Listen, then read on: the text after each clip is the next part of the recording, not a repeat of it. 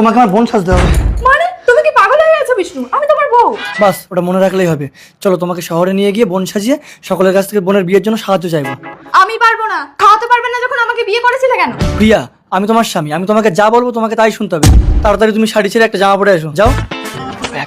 কি বলি? হ্যাঁ দাদা, বলছি আমার বোনের বিয়ে, কিছু সাহায্য করবেন? তোমার বোনের বিয়ে? আমার বাবা ভীষণ দানবীর। আমার বাবার কাছে কেউ কিছু চাইলে ফেরায় না। তোমরা চলো, আমার বাবার কাছে চলো। তাই চলুন। আপনার বাবা ধানবি? হ্যাঁ বাবা বাবা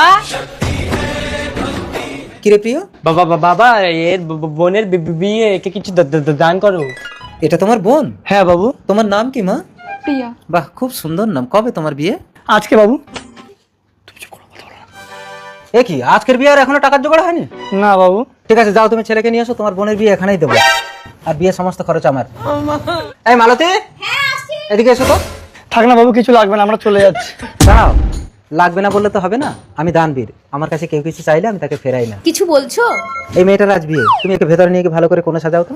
এসো মা, তোমাকে আমি সুন্দর করে সাজিয়ে দেবো। এসো। যাও।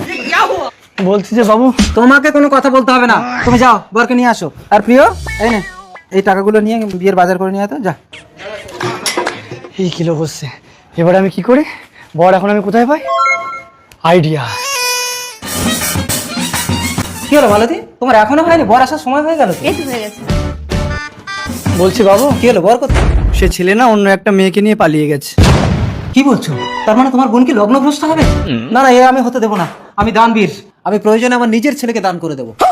প্রিয়, তুই যা, তৈরি হয়ে আয়, ওর বোনের সাথে আমি তোর বিয়ে দেবো। ঠিক আছে বাবা। না, আমি বিবাহিত। তুই আমার স্বামী।